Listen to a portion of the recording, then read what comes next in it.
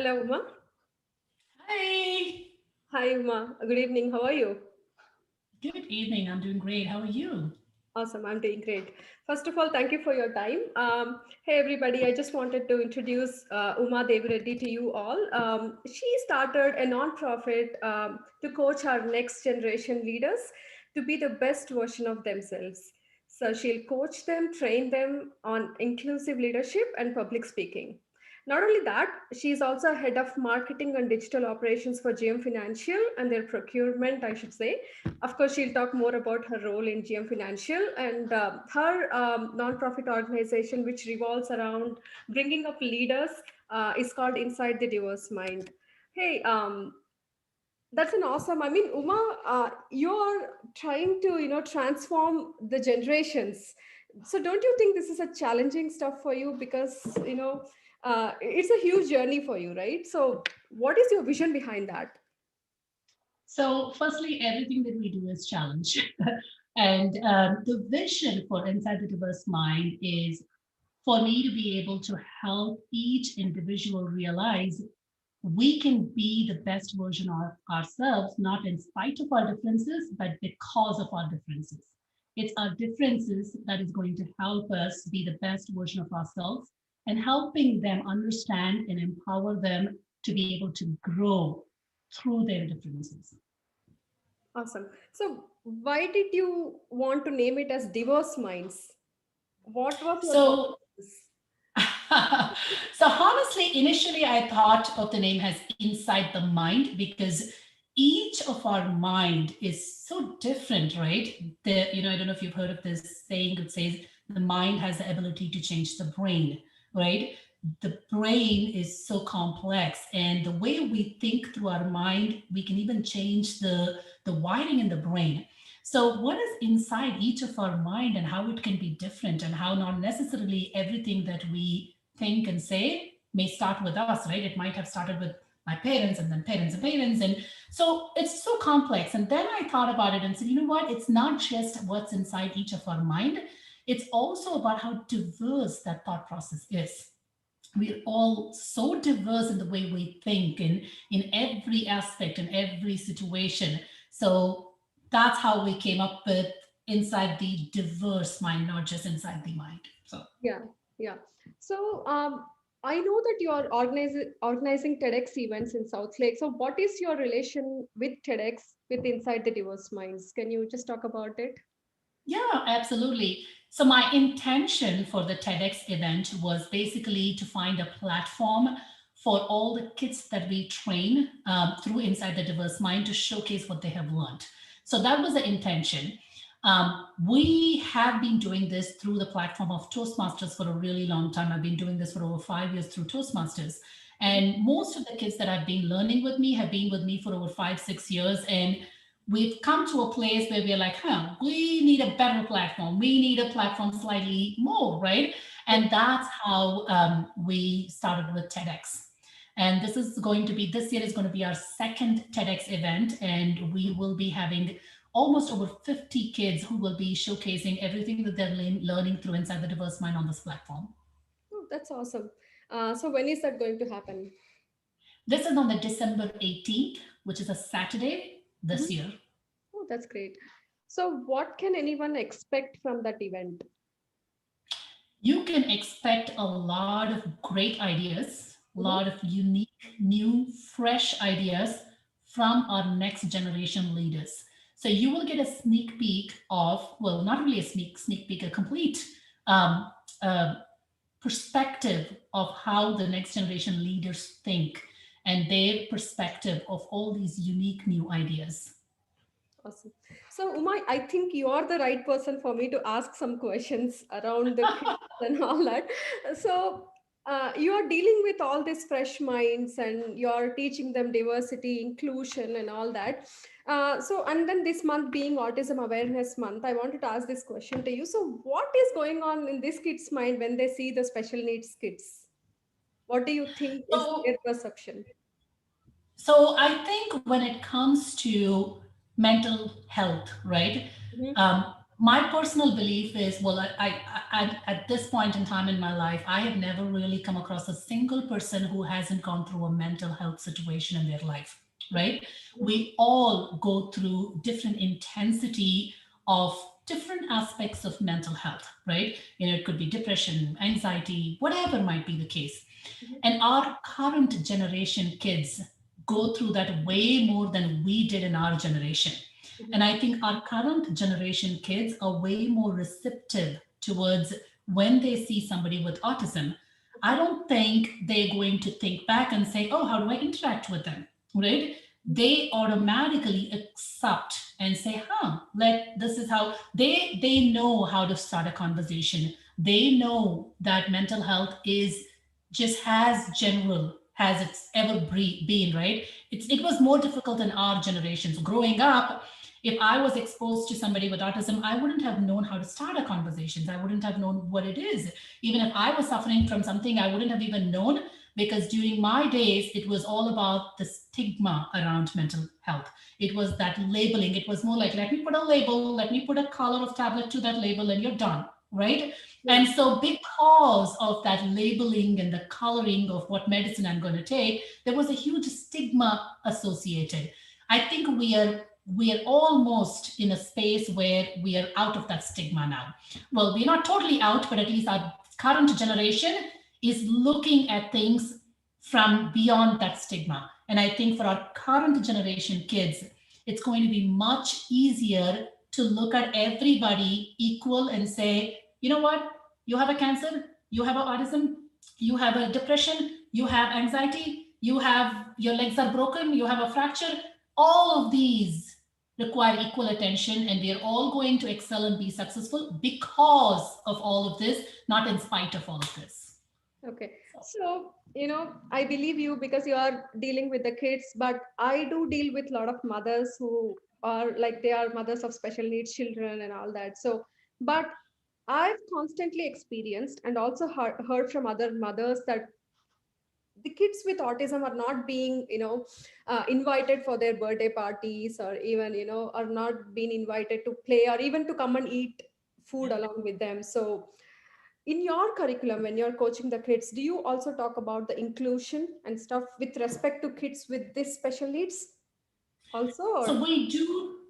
So to be very honest with you, we don't really talk specifically about autism, right? But Mhm. we do talk about mental health in general, Okay. right?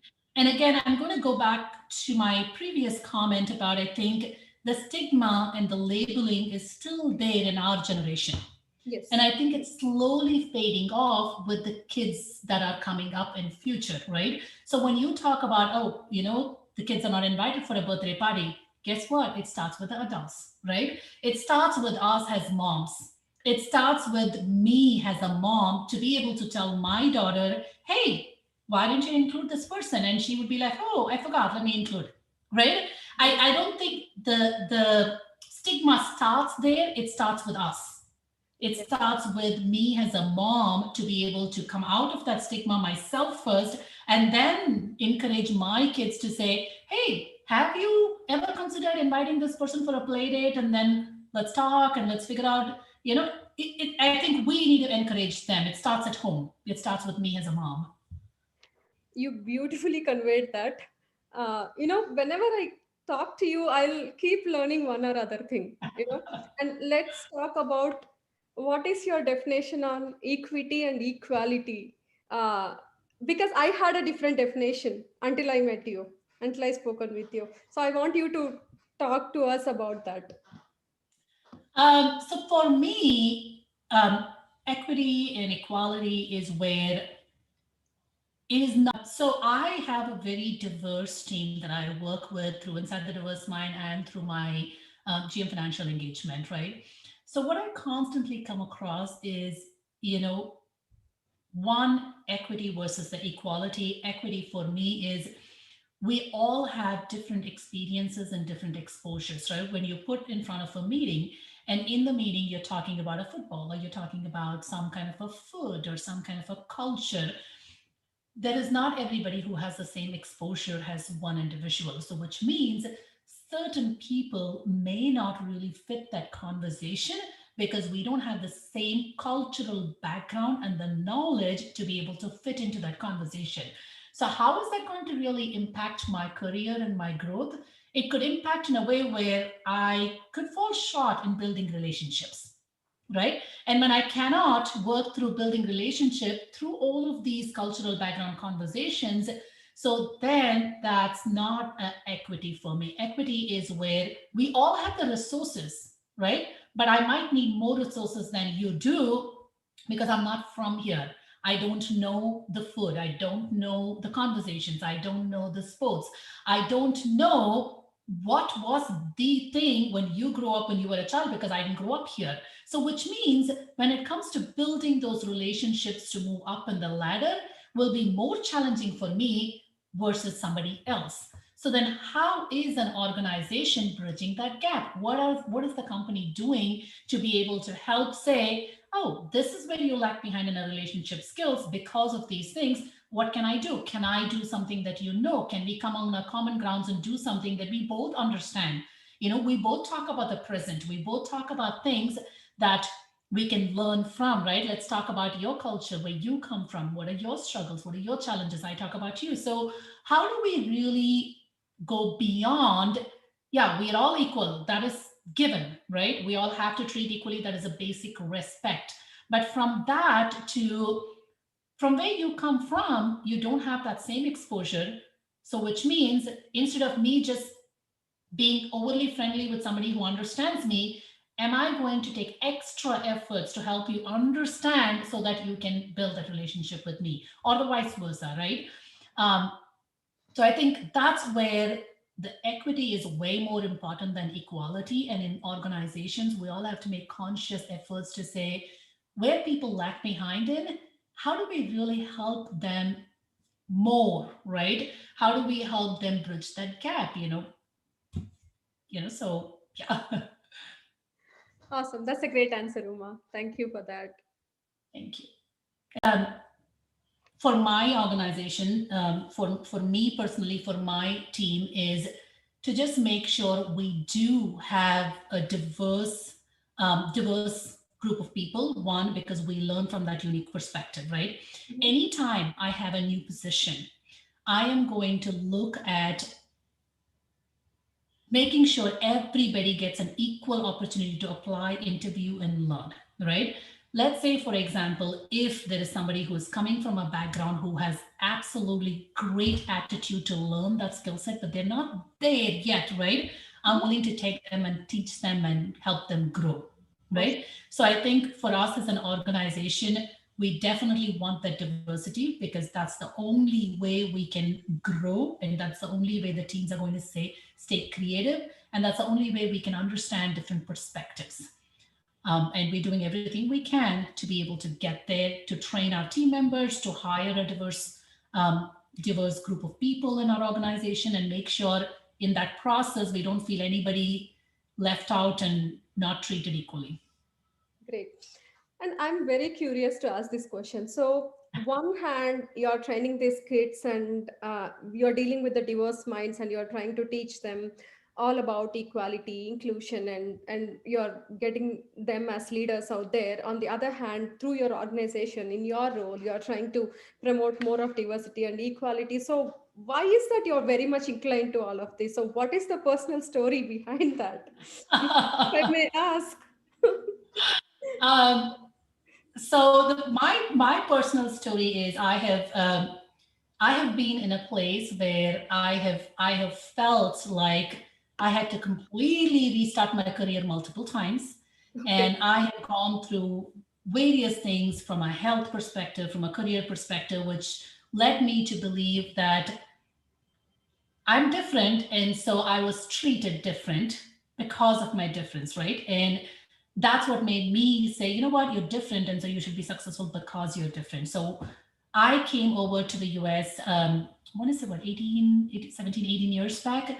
And when I came to the US, I came with a mindset and said, oh my God, this is a land of opportunities, and I'm going to continue my career from where I was, right? Mhm. I when I was in India, I led the entire southern region for ICICI Bank as a training and development director. Mhm. And at 21, I was in that position. And at 20, I was awarded as the youngest, most successful trainer that the company's ever seen. And ICICI is not a small organization, it's a big organization. So when you come from a career like that into the US, you come with a mindset of at 21 in India, if I can do so much, I can do a lot more here in the US because this is the land of opportunities. Guess what? I started as a QA analyst when I came over. You know Really? why? Yes. I remember the first few, times I started applying for positions, right? Started applying for jobs. And the first time I applied for a trainer job, forget about the organization calling me for an interview. Even my own group of people, my own friend circle, they were like, oh, why are you not applying in IT? Why are you not looking at IT? Oh, everybody who starts when they come to US starts with a QA position. What is QA? I don't even know what a QA is. I know how to do training and development. But I did start as a QA. I did start as a QA analyst, and then I restarted my whole career all over. But I never gave up on my true passion for training and development. And that is why I continue to do training and development through my Inside the Diverse Mind and through all the things that I'm doing with the kids. And so it's that journey of me having to go through that stigma shock of that led me to all these initiatives. That's a great story. I know. I heard about it. Like the minute you come to USA, you either become a business analyst or either become a QA analyst and start your IT journey. I get. Exactly. Yeah, I was from sales and marketing background, and I couldn't get a single opportunity around that area. I know. Yeah, it's the stigma is still very much there. I'm not going to say it's not there. It is still very much there because I do remember even in my current organization, there was a time when somebody made a comment about, oh, you're in marketing. I thought you were in IT, and I'm like, okay, so that stigma is very much there still, and I'm hoping over the next generations it'll kind of die down. We'll True. see. And now, with She Jobs, you know about the initiative which we are trying Yes. to do. So, what do you think about She Jobs, and do you think it is useful for women at this current scenario? Or I just want to hear your inputs, honest inputs. Absolutely. So when I came over to the US 18 years back, Mhm. if She Jobs was there, right, at that point in time, She Jobs would have given me the push that I needed to continue in the career that I wanted to instead of falling into the stigma of, I have to do IT. That's the only way, right? Yes. So I think that is what She Jobs is doing today for the women who are coming in saying, you know what, this is what I'm coming in as. How can you help me get there? And that mentorship that you provide through She Jobs is going to transform many people's life, and it's going to save them 18 years. And it didn't save me 18 years. So I'm going to blame you for not starting this 18 years back. That's a good one, Uma. So now you spoke about mentorship. So along with the children, I see a lot of women who might need mentorships. So Absolutely. one of them wanted to reach out to you, or even they wanted to have your kids coached by you or by your organization. So what is the process? So through Inside the Diverse Mind, I offer one-on-one coaching for adults. And I also offer group coaching. And I have a partner, a trainer called Kelly Ann, who is an amazing public speaking trainer. So she does a lot of group coaching. So we have twice a week public speaking training that is led by Kelly. Mhm. And the one-on-one coaching, you can go into our website, which is insidethediversemind.com. And under the services section, you can book any time with me. And if you just want to email me, text me, or just call me and say, hey, I just want to learn more about something, you can do that anytime. And we can take it from there. And if there are women who just want to talk to me to learn more, just text me anytime. And my number is 817-793-2333. Um, I'm always here, happy to help anybody get through and continue growing without really having to lose the 17, 18 years like I did. So I'm here anytime anybody needs help.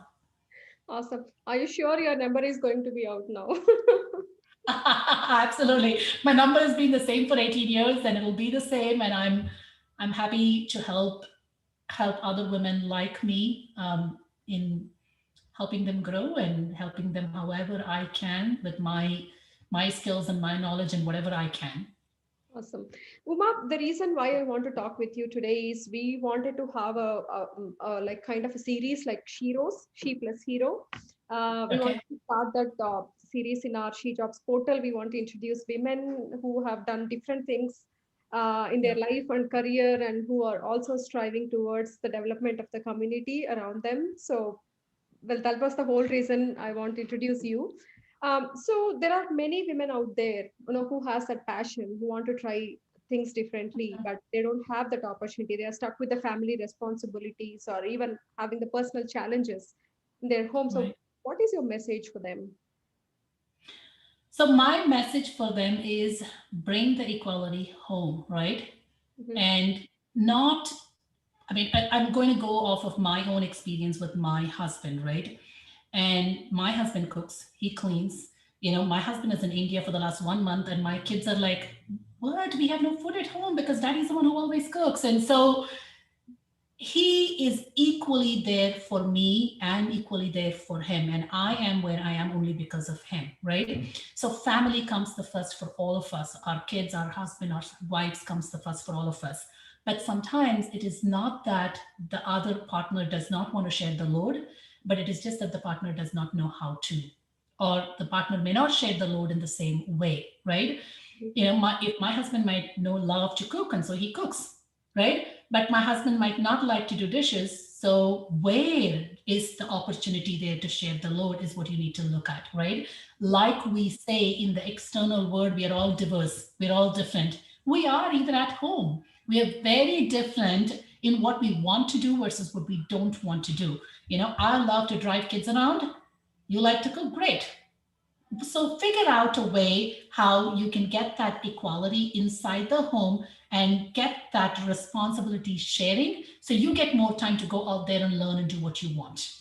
And if your partner is not really going to be supportive of that, then I think it's a totally different issue that you need to look at. Okay. But right, I mean, at least based on what I have learned, every partner, every relationship is interested, want to be supportive of each other. And if it's a healthy relationship, right? If it's a relationship that really truly respects each other, they want to help. They just don't know what to do, how to help. Sit down and figure out, right? It doesn't matter. I hate to cook. Mhm. So she loves to cook. So there's nothing wrong with that, right? Yes. He hates to do dishes. I don't mind at all, right? So I guess figuring out where is the balance is the key so you can get out there and you can do what you want to do. Awesome. Great discussion with you, Uma. So I think we'll have to keep talking. I just couldn't cover everything in one conversation, but we are going to keep talking in many more events. And whenever we talk, as I told you in the beginning, I'm learning every day. Whenever I talk with you, or whenever I see your Facebook posts, or your personality is like really, I would say, is infectious. So it inspires me and, of course, many other women out there. So nice catching up with you. We'll meet again. Bye bye. Thank you. Thank you so much for this time.